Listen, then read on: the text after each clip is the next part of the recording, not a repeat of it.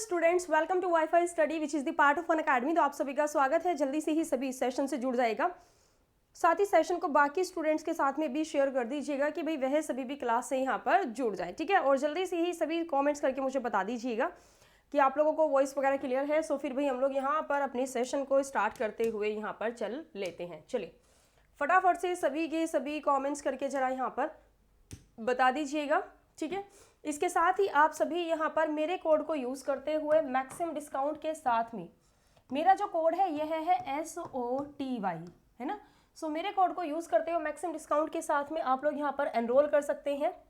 इसके साथ ही आप लोग SSC की मैथमेटिक्स की रैमो सर की बुक यहाँ पर परचेज कर सकते हैं। साथ ही मेरे कोड को यूज़ करते हुए आप लोग अपना आइकॉनिक, ठीक है, आप लोग यहाँ पर अपना आइकॉनिक या प्लस सब्सक्रिप्शन आप यहाँ पर ले सकते हैं। आइकॉनिक में आप लोगों को यहाँ पर फिजिकल नोट्स भी यहाँ पर मिलते हैं। बाकी सभी चीज़ें जो कि प्लस में आप लोगों को मिलती हैं, full length test series, selectional and previous year test series, India's best educator के साथ में कम्युनिकेशन एंड यहाँ पर आपका interactive live classes, structured course and PDF, live test and quiz, ये सभी की सभी चीज़ें जो कि हैं ये आप लोगों को यहाँ पर मिल जाती हैं, ठीक है। सुटेबल है बिल्कुल प्रिया। बाकी आप 11 बजे की क्लास से यहाँ पर जुड़े रहें तो चीज़ें आपके लिए यहाँ पर सही रहेंगी, ठीक है। 11 बजे जो कि अपनी क्लास रहती है तो 11 बजे भी। इसके साथ ही आप लोग यहाँ पर अनअकैडमी एप्लीकेशन को डाउनलोड करके जो है SSC के लिए जो भी यहाँ पर बेनिफिशियल नोट्स हैं इंग्लिश के, या फिर यहाँ पर आप लोग इंग्लिश के साथ में ही आप GK के, तो साइंस के, ये सभी के नोट्स भी आप लोग को यहाँ पर मिल जाते हैं, ठीक है। अब चलिए फर्स्ट क्वेश्चन से आंसर करना आप सभी यहाँ पर शुरू करेंगे कि क्या हम लोगों के क्वेश्चन का आंसर यहाँ पर बनेगा, ठीक है। चलिए बताएंगे भाई, सभी क्लास को भी लाइक करते हुए चलिएगा जिन्होंने कि अभी तक क्लास को लाइक नहीं किया है। चलिए और चलिए जरा देखते हैं यहाँ पर सबसे पहला जो कि हमारा यहाँ पर क्वेश्चन है, इसमें आप लोग को आंसर करते हुए चलना है। क्वेश्चन है कि किस संस्थान ने क्लाउड सीडिंग के लिए सफलतापूर्वक परीक्षण उड़ान आयोजित की है, ये आप लोगों को यहाँ पर बताना है। आंसर करेंगे क्या हो जाएगा। इसका जो कि नेतृत्व है यह है कंप्यूटर विज्ञान और इंजीनियरिंग विभाग के जो कि प्रोफेसर रहे हैं जो कि है मणिंद्र अग्रवाल, इनके द्वारा यहाँ पर किया गया था, ठीक है। और अगर इसके परीक्षण की बात करें उड़ान के लिए तो लगभग 5000 फीट ऊंचाई की, 5000 फीट ऊंचाई के परीक्षण की टेस्टिंग यहाँ पर की गई थी। और किसके द्वारा यहाँ पर की गई है, सो यह IIT कानपुर के द्वारा की गई है। क्या हो जाएगा, किसके द्वारा, सो IIT कानपुर के द्वारा यहाँ पर की गई है। देन नेक्स्ट है हमारा अगला क्वेश्चन, यहाँ पर आंसर करेंगे आप सभी कि भाई निम्नलिखित में से किस दिन विश्व गैंडा दिवस यानी कि वर्ल्ड राइनो डे जो कि है यह मनाया जाता है। आंसर करेंगे सभी के सभी क्या हो जाएगा कि यह किस दिन यहाँ पर मनाया जाता है। चलिए इसकी बात कर लेते हैं। तो भाई ये बात है राइनोस के लिए कि जब इनकी प्रजाति के ऊपर यहाँ पर संकट छाया हुआ था, यानी कि यह विलुप्त होने की कगार पर यहाँ पर रहे थे। और सबसे पहले इस तरह क्या जो कि हादसा है यह अफ्रीका कॉन्टिनेंट में यहाँ पर देखा गया था, ठीक है। इसके बाद फिर अफ्रीका कॉन्टिनेंट को 2010 में जो कि वर्ल्ड वाइल्ड लाइफ फंड है, जिसे कि हिंदी में विश्व वन्यजीव कोष के नाम से यहाँ पर जाना जाता है, तो दक्षिण अफ्रीका में जो कि राइनोस के ऊपर जो कि संकट यहाँ पर पैदा हो रहा था, तो विश्व वन्यजीव कोष के द्वारा इनके प्रति 2010 में जागरूकता को फैलाया गया। सिर्फ अफ्रीका कॉन्टिनेंट में ही नहीं बल्कि सभी देशों में भी, बाकी सभी देशों में भी यहाँ पर फैलाया गया। और फिर इनके संरक्षण के लिए लोगों को जागरूक करने के लिए 22 सितंबर को क्या हो जाएगा, 22 सितंबर को यहाँ पर क्या मनाया जाता है, 22 सितंबर को वर्ल्ड राइनोस डे जो कि है यहाँ पर मनाया जाता है, ठीक है। ये बात यहाँ पर आप सभी जो कि है यहाँ पर याद रखेंगे। क्लियर है यहाँ पर। चलिए बाकी यहाँ पर कुछ सितंबर के इम्पोर्टेंट डेज के लेकर के हम लोग यहाँ पर बात कर लेते हैं कि कैसे क्या चीज़ें जो कि है यहाँ पर आपकी रहती हैं, ठीक है। चलिए सबसे पहले 21 तारीख की बात कर लेते हैं। 21 तारीख जो कि यहाँ पर आपका रहता है, इस दिन क्या मनाया जाता है, इंटरनेशनल डे ऑफ पीस। क्या हो जाएगा यहाँ पर, इंटरनेशनल डे ऑफ पीस के रूप में यहाँ पर मनाया जाता है, जो कि कब मनाया जाता है, 21 सितंबर को मनाया जाता है। ठीक है, याद रखिएगा। इसके साथ ही यहाँ पर अगर हम लोग 24 तारीख की बात करें, यानी कि 24 सितंबर की बात करें, तो इस दिन वर्ल्ड बॉलीवुड डे के रूप में मनाया जाता है। ठीक है, इस दिन यहाँ पर वर्ल्ड बॉलीवुड डे के रूप में भी मनाया जाता है, और यह दिन जो कि है वह वर्ल्ड रोज डे के रूप में भी मनाया जाता है। क्या हो जाएगा, रोज डे के रूप में भी यहाँ पर मनाया जाता है। तो ये सभी चीजें यहाँ पर याद रखिएगा। आगे बढ़ चलते हैं द नेक्स्ट अगले क्वेश्चन में, आंसर करेंगे सभी के सभी की क्या आप लोगों का आंसर यहाँ पर बनेगा। शिक्षा मंत्रालय डैश से साक्षरता सप्ताह मना रहा है। बताएंगे कि साक्षरता सप्ताह वीक जो कि है यह कब से कब तक यहाँ पर मनाया जाता है। चलिए,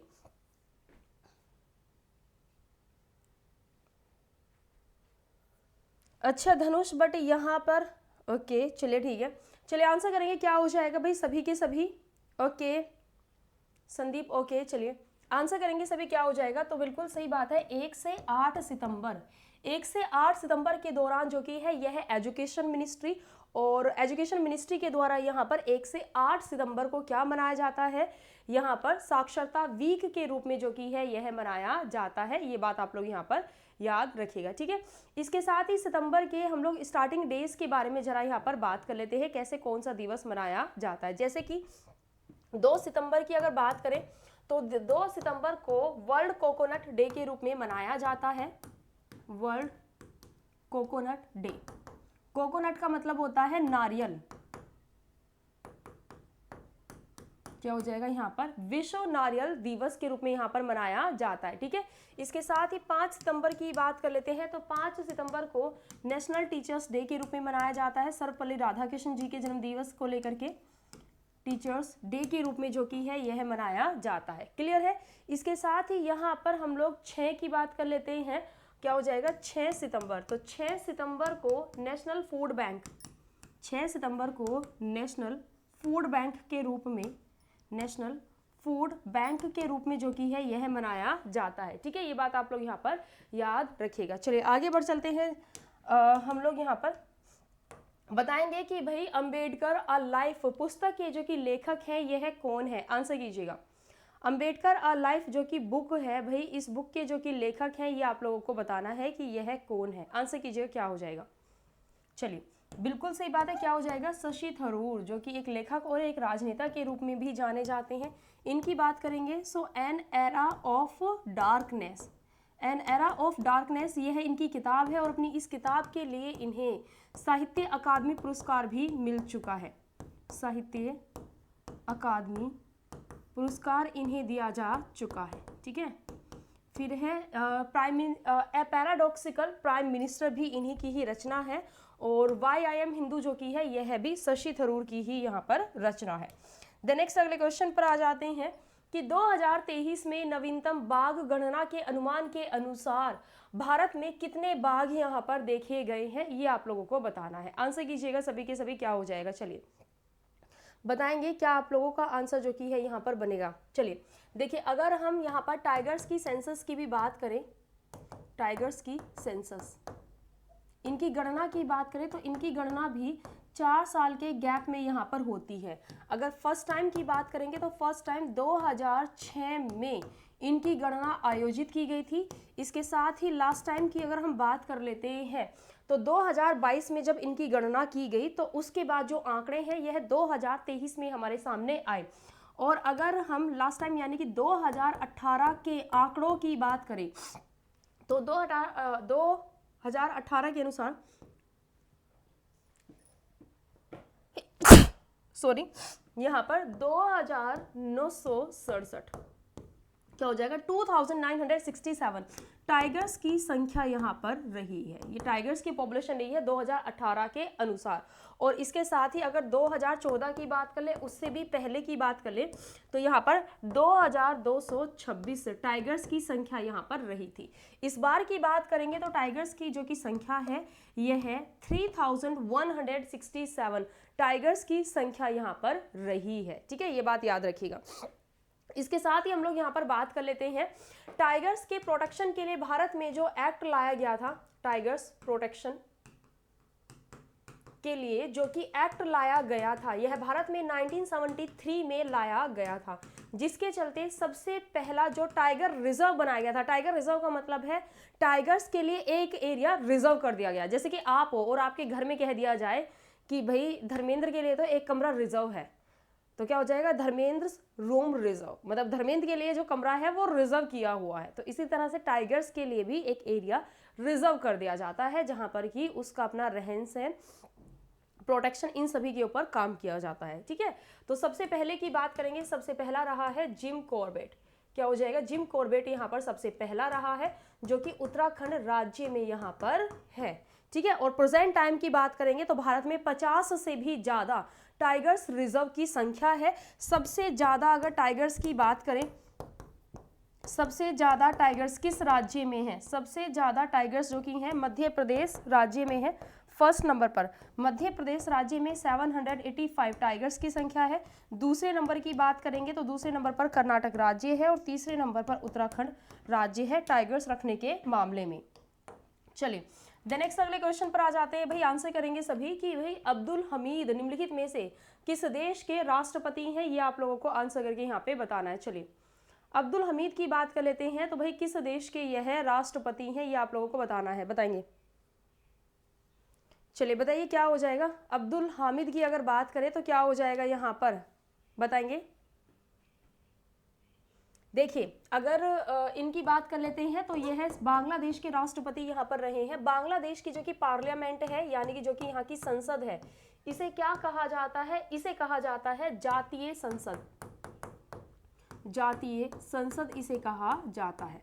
ठीक है, क्या हो जाएगा यहाँ पर, जातीय संसद इसे कहा जाता है। तो इनकी बात अगर हम करें अब्दुल हामिद के बारे में, तो भाई यह 2009 से लेकर के 2013 तक इसकी जो संसद है इसके अध्यक्ष भी यहाँ पर रह चुके हैं। ठीक है, इसके साथ ही यह बांग्लादेश के 20 नंबर के यानी कि 20वें नंबर के तो प्रेसिडेंट रहे ही हैं। इसके साथ ही यह करंट टाइम में बांग्लादेश के 22 नंबर के भी प्रेसिडेंट यहाँ पर है, यानी कि इस बार इनका दूसरे नंबर का कार्यकाल जो कि है यहाँ पर चल रहा है।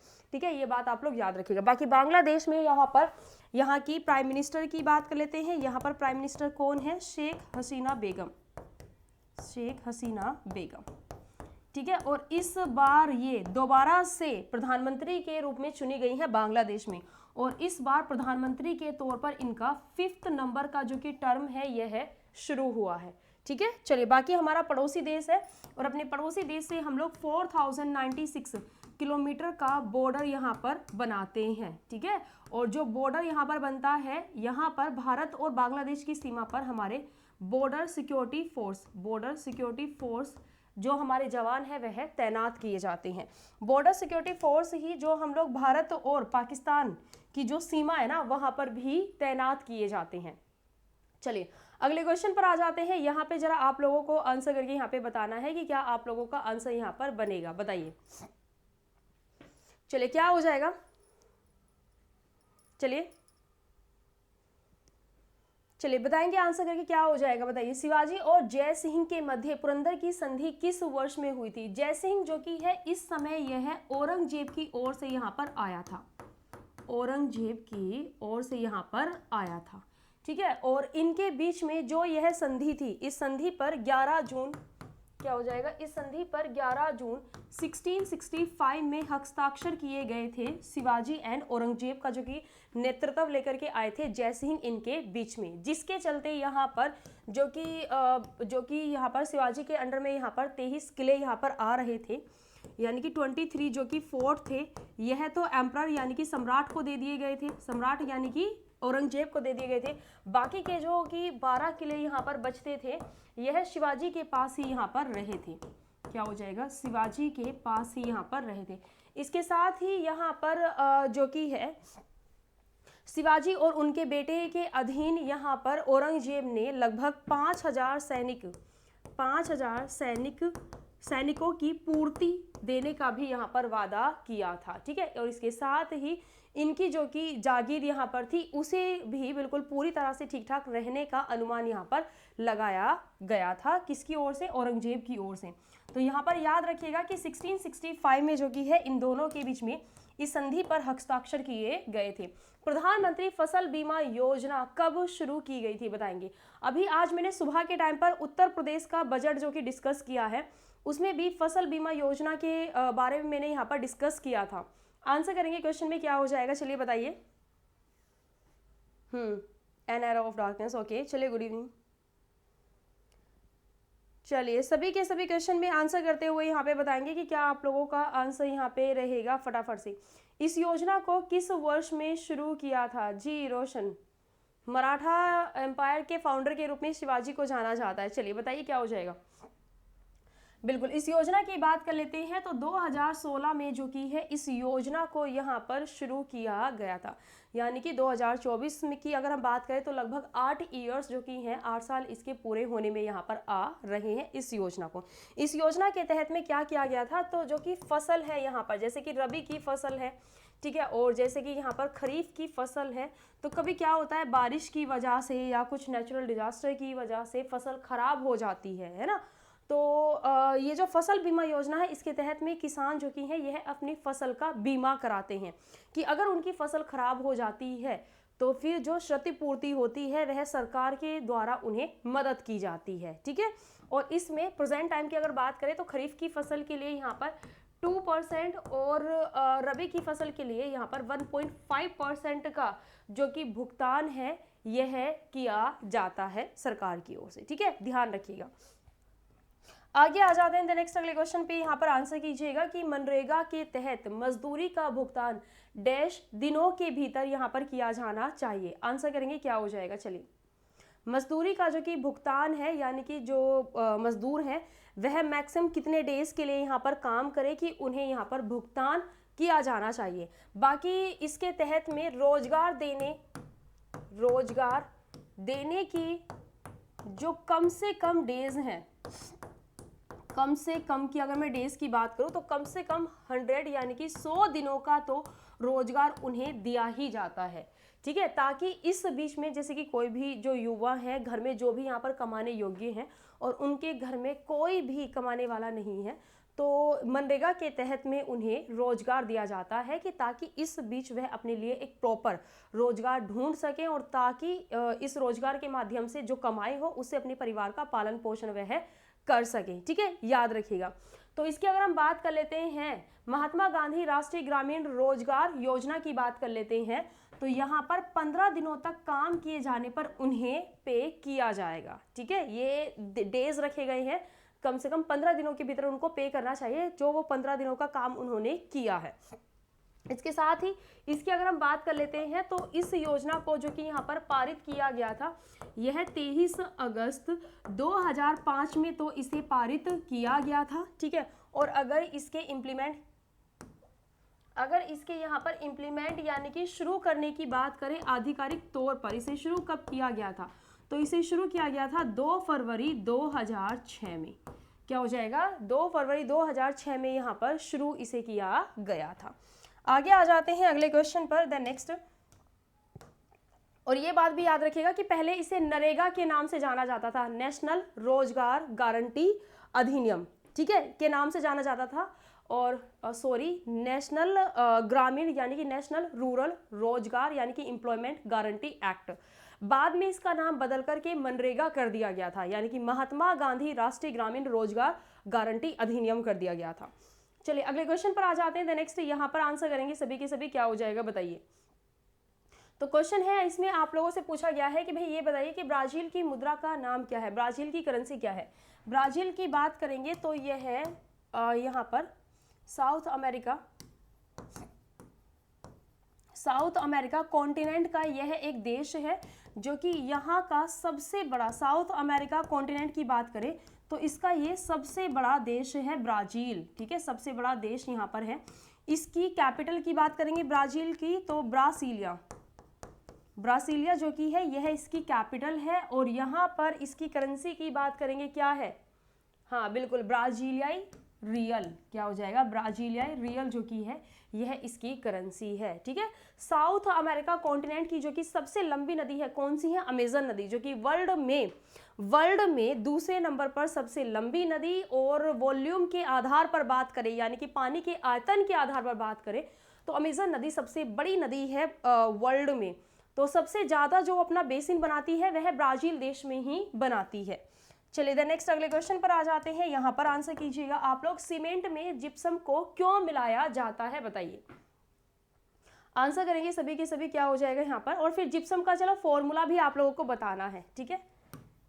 जिप्सम का जो कि फॉर्मूला है ये भी आप लोगों को बताना है कि यह क्या होता है, बताएंगे।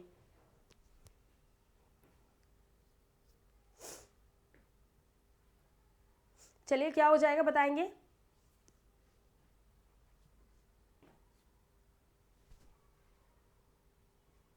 बताएंगे क्या हो जाएगा जिप्सम।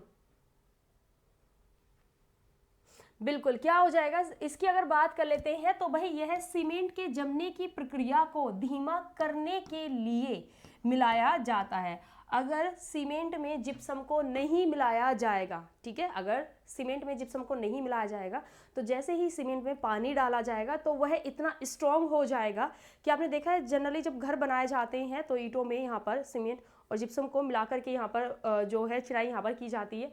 तो अगर जिप्सम नहीं मिलेगा तो जैसे उसमें पानी डालेंगे सीमेंट में वो इतना ज़्यादा कठोर हो जाएगा कि उससे फिर जो मिश्रण वो बन रहा है ना, वो प्रॉपर जो आप यूज़ करने वाले हैं वो यूज़ नहीं कर पाएंगे। उसमें कंकड़ पत्थर या फिर जो ईंटें हैं वो प्रॉपर सेट यहाँ पर नहीं हो पाएंगी, ठीक है। बाकी जिप्सम की बात कर लेते हैं। जिप्सम जो कि है यह एक प्राकृतिक खनिज है जो कि नेचुरल रूप से यहाँ पर पाया जाता है। यह जो पुराने समुद्र तल है ना उसमें कच्चे माल के रूप से यह निकलता है, ठीक है। यह कैल्शियम सल्फेट और पानी से यहाँ पर बनता है। जिप्सम के अगर हम फॉर्मूले की बात कर लेते हैं तो CaSO4 इंटू 2H2O। तो क्या हो जाएगा यहाँ पर आपका कि भाई यह है कैल्शियम, क्या हो जाएगा, कैल्शियम सल्फेट और पानी, कैल्शियम सल्फेट और पानी से यह बना हुआ होता है।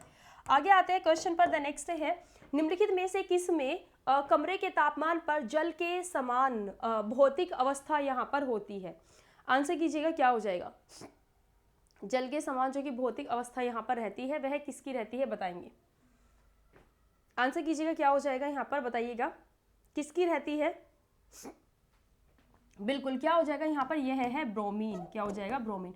ब्रोमीन की बात कर लेते हैं तो इसकी जो परमाणु संख्या है यानी कि एटॉमिक नंबर है इसका, यहाँ पर इसके एटॉमिक नंबर की बात करेंगे। इसका एटॉमिक नंबर कितना है, 37। क्या हो जाएगा, कितना है इसका एटॉमिक नंबर, 37 इसका एटॉमिक नंबर है। आयोडीन की बात कर लेते हैं। आयोडीन का जो कि एटॉमिक नंबर है यह है 53। क्या हो जाएगा, 53 है।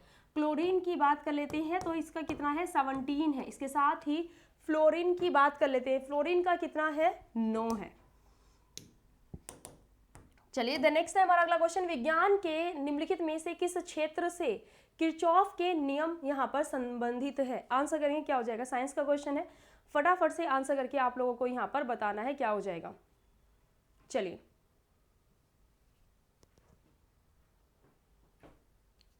बताएंगे क्या हो जाएगा। बिल्कुल क्या हो जाएगा, किरचॉफ की बात कर लेते हैं तो यह किससे, भाई यह इलेक्ट्रिक सर्किट से यानी कि विद्युत परिपथ से यह यहाँ पर संबंधित है। इसका जो कि लूप नियम है यह बताता है कि लूप के समीप के जो सभी विद्युत विभवांतरों का जो कि योग है वह शून्य होता है, ठीक है। यह किरचॉफ के नियम के अंतर्गत यहाँ पर आता है। चलिए अगले क्वेश्चन पर बढ़ चलते हैं। द नेक्स्ट यहाँ पर अगले क्वेश्चन में आंसर कीजिएगा सभी कि निम्नलिखित में से किस समिति ने पहली बार पंचायतों को संवैधानिक दर्जा देने की सिफारिश की थी। आंसर करेंगे क्या हो जाएगा। चलिए पहली बार यह कौन सी समिति थी जिसने की पंचायतों को संवैधानिक दर्जा देने की बात की थी। आंसर कीजिएगा। इसके साथ ही अगर हम पंचायत के गठन की बात कर लेते हैं तो पंचायत शहरों के विकास के साथ में गांवों के विकास के लिए यहाँ पर पंचायती सिस्टम को बनाया गया था, ठीक है। और पंचायत सिस्टम को सबसे पहली बार इसका जो प्रारूप है 3 टियर सिस्टम, इसे प्रस्तुत किया था बलवंत राय समिति ने। बलवंत राय मेहता समिति ने इसे पेश किया था। इनकी बात करेंगे तो 1957 में इस कमेटी का गठन किया गया था और 1958 में इन्होंने अपनी रिपोर्ट यहाँ पर दी थी। और इनके रिपोर्ट के चलते ही पहली बार पंचायती राज सिस्टम को लागू किया गया था राजस्थान के नागौर डिस्ट्रिक्ट में। नागौर डिस्ट्रिक्ट में यहाँ पर यानी कि नागौर जिले में लागू किया गया था। ये समय था 2 अक्टूबर का। 2 अक्टूबर 1959 में इसे लागू किया गया था। ठीक है, याद रखिएगा। इसके साथ ही यहाँ पर याद रखिएगा कि भाई 24 अप्रैल को यहाँ पर पंचायती राज दिवस के रूप में भी मनाया जाता है 24 अप्रैल को। चलिए यहाँ पे अगर बात करें तो यह थी एल.एम. संघवी कमेटी। क्या हो जाएगा, एल.एम. संघवी कमेटी यहाँ पर यह रही है। चलिए द नेक्स्ट अगला क्वेश्चन है हमारा, यदि कोई पंचायत भंग हो जाती है तो चुनाव उसके कितने समय के अंदर होने चाहिए, ये आपको बताना है। आंसर कीजिएगा सभी के सभी क्वेश्चन में। चलिए क्या हो जाएगा बताएंगे। उत्तर प्रदेश के एग्जाम में बहुत क्वेश्चंस पूछे जाते हैं यहाँ पर। चलिए सबसे पहले तो एक बात और याद रखिएगा कि जिन एरिया की या जिन राज्यों की जो आबादी है वो 20 लाख से कम है, जिन राज्यों की जो आबादी है यह 20 लाख से कम है, तो यहाँ पर पंचायत का गठन नहीं किया जाता है, पंचायत का गठन नहीं किया जाता है। ठीक है, ये बात भी आप लोग यहाँ पर याद रखिएगा। ठीक है, इसके साथ ही पंचायत को जो कि संवैधानिक दर्जा दिया गया था, यह 73rd नंबर का जो अमेंडमेंट हुआ था, 73rd नंबर का जो कि अमेंडमेंट हुआ था 1992 में, इसके तहत में इसे संवैधानिक दर्जा दिया गया था, जो कि 24 अप्रैल 1993 में यह लागू हुआ था। ठीक है, और क्या हो जाएगा, कितने समय के अंदर यहाँ पर होना जरूरी है, 6 महीने के अंदर। बिल्कुल, क्या हो जाएगा, 6 महीने के अंदर यहाँ पर चुनाव होना जरूरी है। द नेक्स्ट अगला क्वेश्चन हमारा, लद्दाख किस उच्च न्यायालय के अधिकार क्षेत्र में यहाँ पर आता है, बताइए। लद्दाख की बात कर लेते हैं तो यह किस अधिकार क्षेत्र के अंतर्गत यहाँ पर आता है। आंसर करेंगे सभी, क्या हो जाएगा जी, बिल्कुल नागालैंड हुआ, दिल्ली हुआ, इनमें पंचायत सिस्टम नहीं है जी। चलिए आंसर करेंगे, ओके धर्मवीर, चलिए राधाकृष्ण, ओके बिल्कुल। देखिए लद्दाख की बात कर लेते हैं। लद्दाख वैसे तो हमारा यह है लार्जेस्ट यूनियन टेरिटरी, यानी कि सबसे बड़ा केंद्र शासित प्रदेश है। ठीक है, 59,000 किलोमीटर स्क्वायर में इसका एरिया यहाँ पर फैला हुआ है, बल्कि इससे भी प्लस में ही है इसका एरिया। इसकी कैपिटल की अगर बात की जाए तो इसकी जो कैपिटल है यह क्या है, लेह एंड कारगिल, इसकी कैपिटल के लिए जाने जाते हैं। ठीक है, ये बात याद रखिएगा। और अभी इसके फॉर्मेशन की बात करेंगे तो 31 अक्टूबर 2019 में जम्मू कश्मीर से अलग होकर के इसका निर्माण यहाँ पर हुआ था। ठीक है, बट इसका अपना कोई भी, जी बिल्कुल राधाकृष्ण, जम्मू कश्मीर से अलग हुआ था, लेकिन इसका अपना कोई भी हाई कोर्ट नहीं है, बल्कि जम्मू कश्मीर का जो कि हाई कोर्ट है वही लद्दाख के लिए यहाँ पर लगता है। ठीक है, चलिए फिर अगले क्वेश्चन पर आ जाते हैं। आंसर करेंगे सभी के सभी, क्या हो जाएगा। चलिए क्या हुआ अनामिका, आंसर करो क्वेश्चन में। आ रहा है, चलिए ओके, आंसर करेंगे सभी क्वेश्चन में, क्या हो जाएगा बिल्कुल। और सेशन को भी लाइक करते हुए चलिएगा। सुंदरबन निम्नलिखित में से किस प्रकार के वन है, बताइए। सुंदरबन की अगर हम बात कर लेते हैं तो यह किस प्रकार के वन के लिए यहाँ पर जाने जाते हैं, बताएंगे सभी के सभी, क्या हो जाएगा। सुंदरबन के एरिया की ही अगर हम बात कर ले तो सुंदरबन जो कि है यह सुंदरबन डेल्टा, क्या हो जाएगा यहाँ पर, सुंदरबन डेल्टा पर यहाँ पर देखने के लिए मिलते हैं। सुंदरबन डेल्टा जिसका जो एरिया है यह लगभग 10,000 किलोमीटर स्क्वायर में यहाँ पर फैला हुआ है, और इसका जो 40% हिस्सा है यह तो इंडिया में आता है, और इंडिया में भी कहाँ पर आता है, पश्चिम बंगाल राज्य में आता है। बाकी इसका 60% जो हिस्सा है यह आता है बांग्लादेश में, क्या हो जाएगा यहाँ पर, बांग्लादेश में यहाँ पर आता है। ठीक है, तो यहाँ पे अगर हम बात कर लेते हैं तो ये जाने जाते हैं यहाँ पर तटीय या फिर ज्वारीय वन, कोस्टल और यहाँ पर टिडल फॉरेस्ट के लिए यह जाने जाते हैं। ठीक है, यहाँ पर अधिकांश मैंग्रोव फॉरेस्ट पाए जाते हैं, और भारत में सबसे ज्यादा जो कि मैंग्रोव फॉरेस्ट पाए जाते हैं वह सुंदरबन एरिया ही है। ठीक है, चलिए क्वेश्चन पर बन चलते हैं आगे, आंसर करेंगे सभी, क्या हो जाएगा। सिक्किम राज्य में कौन सा दर्रा यहाँ पर स्थित है। आपको 4 माउंटेन पास के नाम यहाँ पर दिए गए हैं, इनमें से कौन सा है जो कि सिक्किम राज्य में यहाँ पर स्थित है, ये आप लोगों को बता रहा है। चलिए आंसर करेंगे, क्या हो जाएगा बताएंगे। क्या आप लोगों का जो कि आंसर है यह हमारा यहाँ पर बनेगा, ये आप लोगों को बताना है। चलिए बताएंगे क्या हो जाएगा यहाँ पर, बिल्कुल चलिए देखिए यहाँ पर अगर हम बड़ा लच्छा, ये वैसे 12 लाचा है, ठीक है, ये 12 लाचा कहने की कोशिश कर रहे हैं, 12 लाचा, ये बड़ा लच्छा लिख दिया ना, ये 12 लाचा है एक्चुअल में। 12 लाचा की बात कर लेते हैं। ये जो कि दर्रा है कहाँ पर है, हिमाचल प्रदेश में है। हिमाचल प्रदेश का जो कि लाहौल एंड स्पीति, लाहौल एंड स्पीति जो कि डिस्ट्रिक्ट है, इनको कनेक्ट करने का काम करता है 12 लाचा दर्रा, ठीक है। इसकी ऊंचाई की बात करेंगे 4890 मीटर इसकी सी लेवल से ऊंचाई है, ठीक है। इसके साथ ही यहाँ पर जोजिला पास की बात कर लेते हैं। जोजिला पास जो कि है यह है श्रीनगर को लेह से जोड़ने का काम यहाँ पर करता है, ठीक है। तो इसका जो एरिया है वो लद्दाख में भी आता है और जम्मू कश्मीर में भी आता है। इसके साथ ही नाथुला की अगर हम बात कर लेते हैं तो ये कहाँ पर है, यह है सिक्किम राज्य में।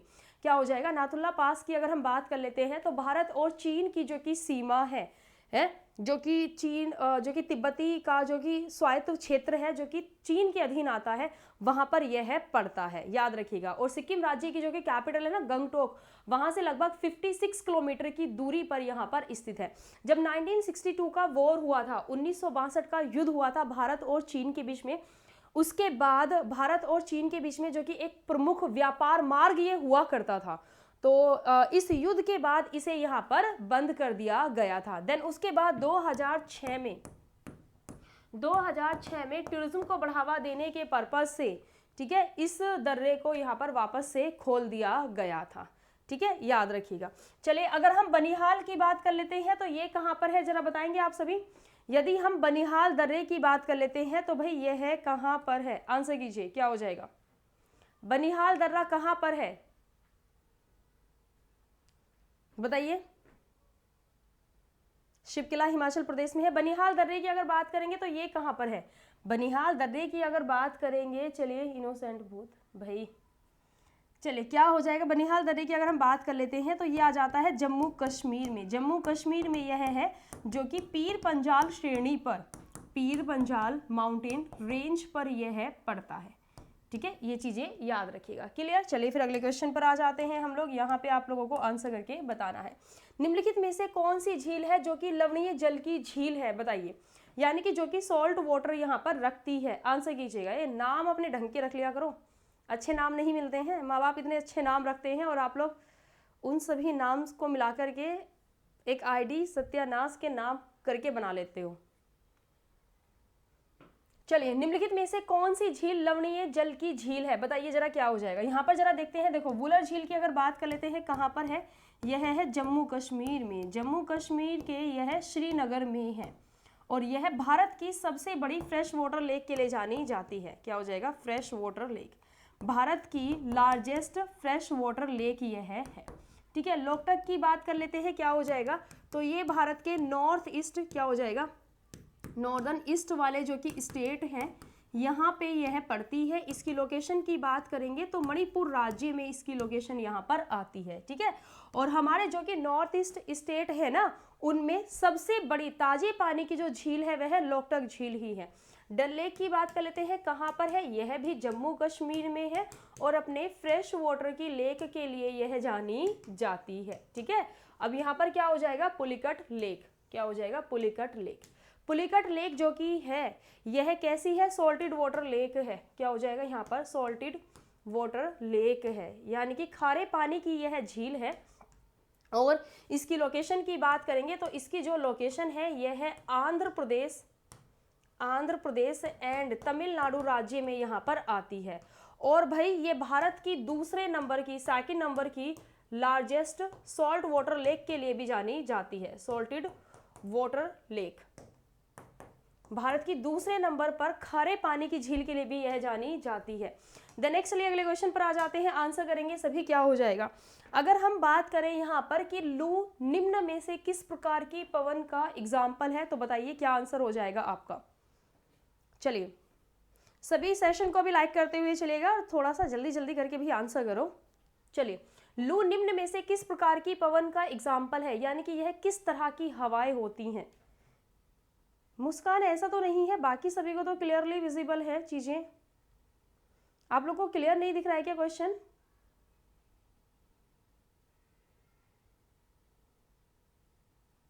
चलिए बताइए जल्दी से क्या हो जाएगा यहाँ पर। चलिए क्या हो जाएगा?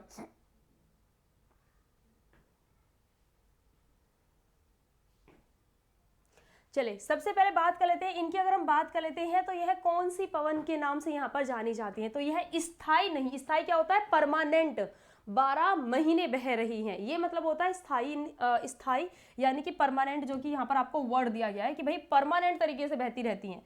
तो परमानेंट तो नहीं है, बट यह लोकल विंड है, यानी कि स्थानीय पवनों के लिए क्या हो जाएगा? लोकल विंड्स के लिए यह जानी जाती है।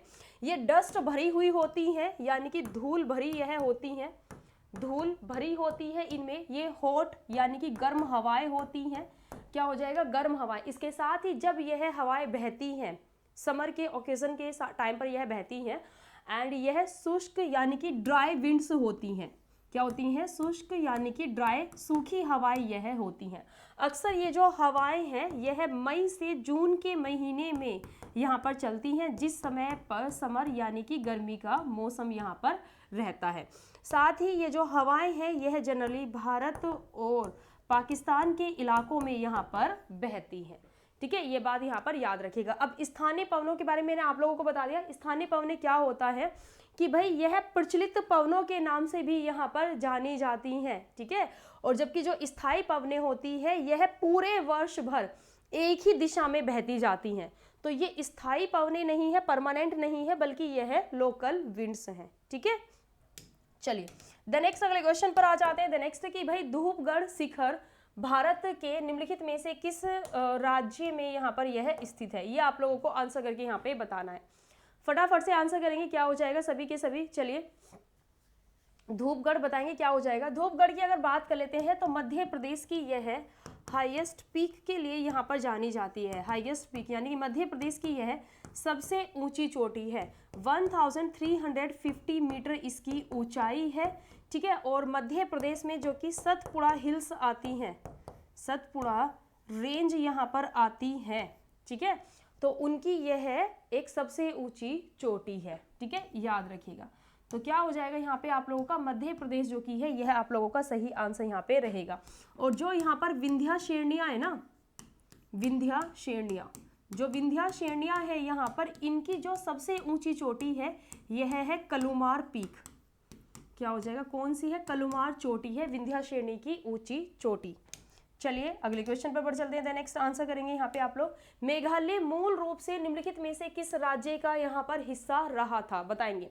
मेघालय की अगर बात कर लेते हैं तो मूल रूप से यह किस राज्य का हिस्सा यहाँ पर रहा था? मेघालय की बात करेंगे, त्रिपुरा की बात करेंगे, त्रिपुरा राज्य हुआ यहाँ पर। इसके साथ ही आपका जो कि है यहाँ पर मणिपुर हुआ। ठीक है, एंड मेघालय हुआ। क्या हो जाएगा यहाँ पर? मेघालय जो कि है यह यहाँ पर हुआ।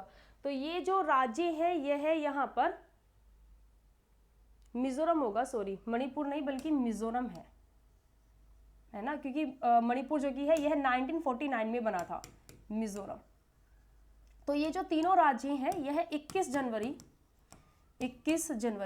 1972 में 1972 में यह अलग राज्य का दर्जा इन्हें मिला था। और ये जो राज्य है यह असम राज्य से अलग होकर के यहाँ पर बने थे। ठीक है, मणिपुर की अगर बात करें, मणिपुर राज्य, तो मणिपुर राज्य जो कि है यह भारत का 1949 में हिस्सा यहाँ पर बना था। ठीक है, याद रखिएगा। और 1956 में मणिपुर को तब तक एक केंद्र शासित प्रदेश का दर्जा यहाँ पर मिला हुआ था। आगे आते हैं, क्वेश्चन पर आंसर कीजिएगा सभी। क्या हो जाएगा? कौन सा अनुच्छेद भारतीय संविधान समानता को परिभाषित करता है और किसी भी प्रकार के सामाजिक भेदभाव को रोकता है? आंसर करेंगे, क्या हो जाएगा। चलिए, समानता को परिभाषित करता है कि भाई यहाँ पर सभी के लिए क्या हो जाएगा? सभी के लिए कॉन्स्टिट्यूशन में जो कि इक्वलिटी है यह सभी के लिए इक्वल डिफाइन की गई है। तो आंसर करेंगे, क्या हो जाएगा भाई? यहाँ पर क्या रहेगा? समानता को परिभाषित किया गया है। बताइए क्या हो जाएगा। चलिए बताएंगे क्या हो जाएगा। देखिए अगर हम यहाँ पर आर्टिकल 14 की बात कर लेते हैं तो इसमें कहा गया है कि भाई इक्वलिटी बिफोर लॉ यानी कि कानून के समक्ष समानता का अधिकार यहाँ पर दिया गया है। ठीक है, कि कानून के समान संरक्षण का प्रावधान जो कि है यह सभी के लिए यहाँ पर रहेगा। इस आर्टिकल के अंदर कहा गया है कि राज्य भारत के क्षेत्र में किसी भी व्यक्ति को कानून के समक्ष समानता या कानून के समान संरक्षण से वंचित नहीं कर सकते हैं, ऐसा कहा गया है आर्टिकल 14 में। आर्टिकल 12 की बात कर लें तो आर्टिकल 12 में यहाँ पर राज्य शब्द को परिभाषित किया गया है, राज्य शब्द को परिभाषित किया गया है इसके अंदर। ठीक है, और आर्टिकल 15 की अगर बात कर लेते हैं तो इसमें इक्वलिटी कि भाई कोई भी व्यक्ति किसी से भी यहाँ पर सेक्स या फिर बर्थ प्लेस के आधार पर क्या हो जाएगा, यहाँ पर बर्थ प्लेस यानी कि जन्म स्थान के आधार पर या फिर उसकी लैंग्वेज के आधार पर उसके रंग रूप को लेकर के उससे क्या हो जाएगा, उससे यहाँ पर भेदभाव नहीं करेगा। और इसकी बात कर लेते हैं तो ये तो आप जानते हैं राइट टू लाइफ यानी कि एक तरह से जीवन जीने का अधिकार दिया जाता है आर्टिकल 21 में। ठीक है, 14 के बारे में याद रखना, 14 में दिया गया है कि जो भारत का जो राज्य है, ठीक है, राज्य जो कि है यह भारत के क्षेत्र में किसी भी व्यक्ति को कानून के समक्ष समानता या फिर कानून के समान संरक्षण से वंचित नहीं कर सकता है, इसीलिए इसमें कहा गया है इक्वलिटी बिफोर लॉ। ठीक है, चलिए द नेक्स्ट यहाँ पर आ जाते हैं अगले क्वेश्चन पर कि अल्लादी कृष्णा स्वामी अय्यर भारत की संविधान सभा के डैश अध्यक्ष थे, बताएंगे क्या हो जाएगा। कौन सी समिति के यह अध्यक्ष रहे हैं ये आप लोगों को बताना है। व्यापार आदेश समिति के अध्यक्ष रहे हैं।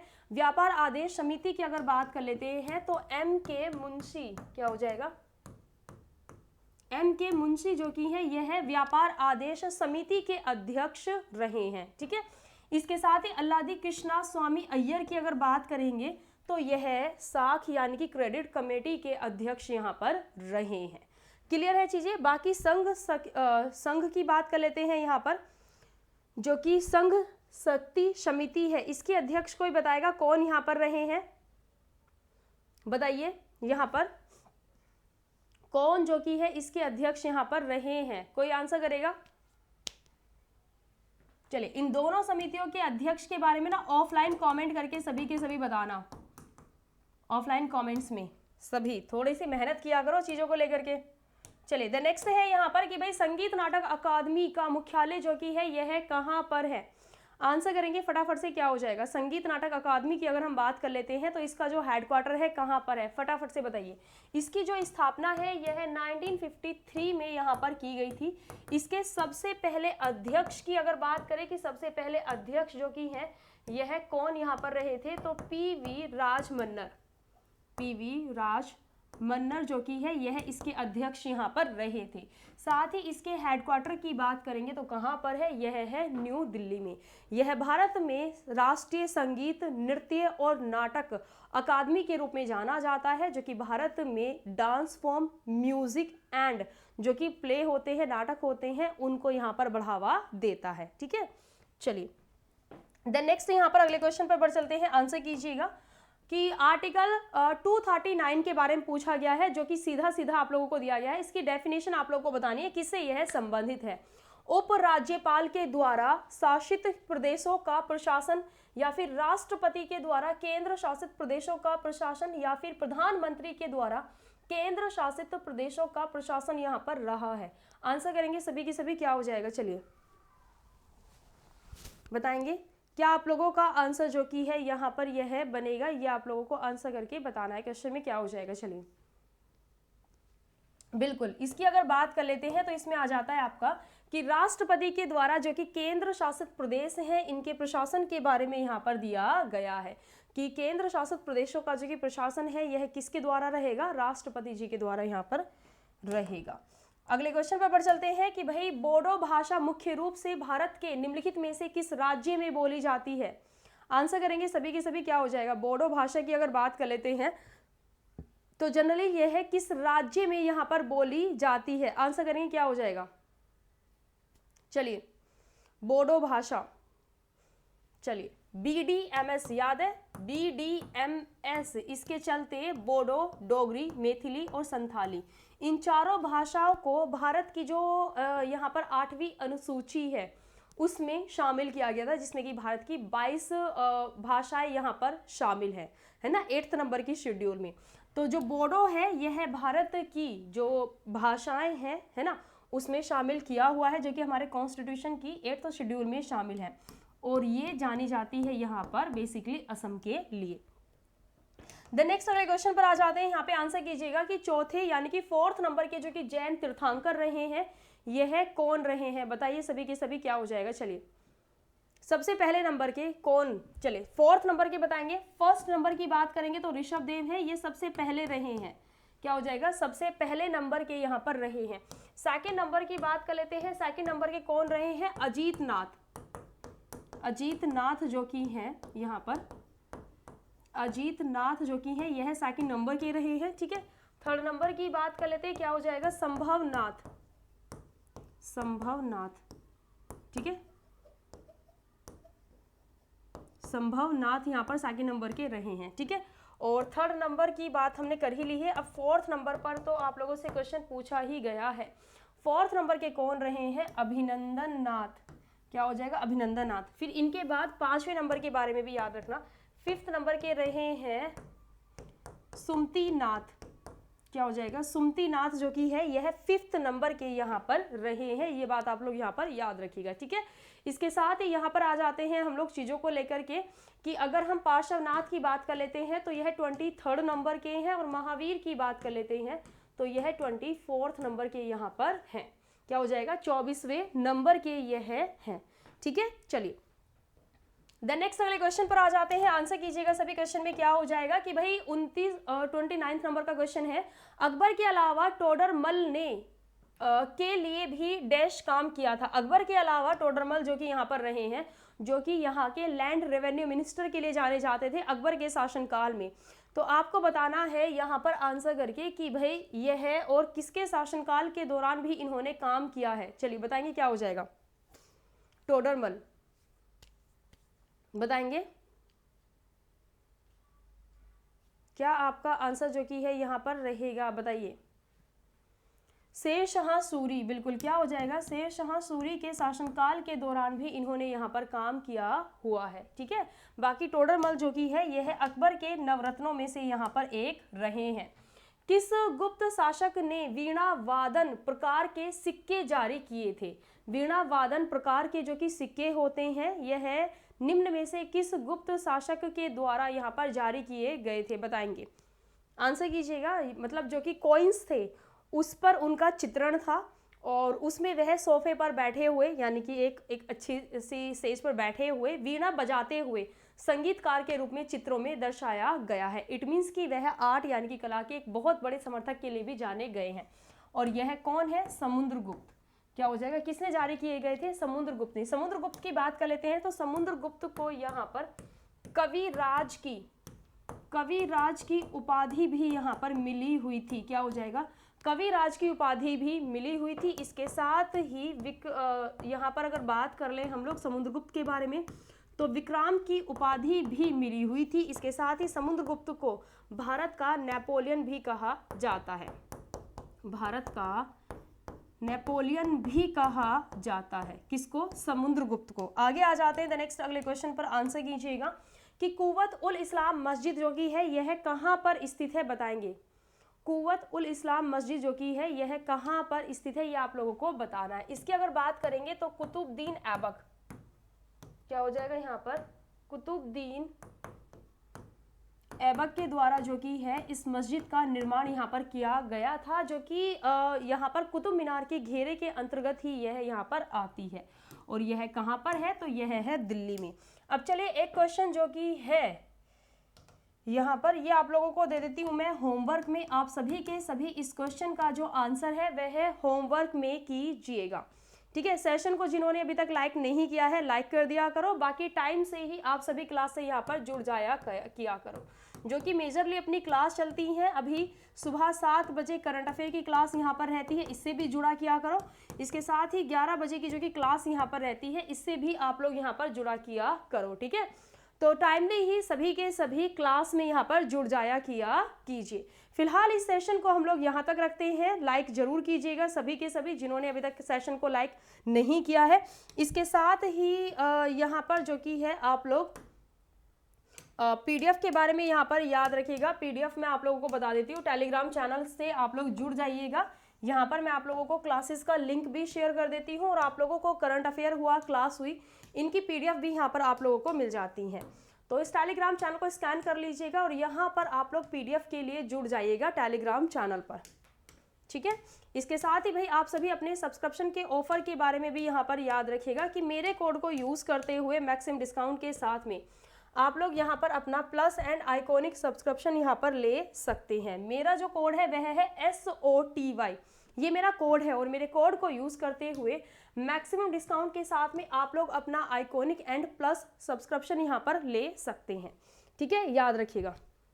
क्लियर है चीज़ें। चलिए फिलहाल आज के सेशन को हम लोग यहाँ तक ही रखते हैं, फिर मिलते हैं भाई अपनी क्लास में जल्दी ही। तो सेशन को सभी यहाँ पर लाइक ज़रूर करेंगे और डेली अपनी जो क्लास है इसमें टाइम से ही आप सभी यहाँ पर जुड़ जाएंगे, ठीक है। फिलहाल आज का सेशन हम लोग यहाँ तक रखते हैं, मिलते हैं सुबह 7 बजे अपनी करंट अफेयर की क्लास में। So thank you students and जय हिंद, जय भारत।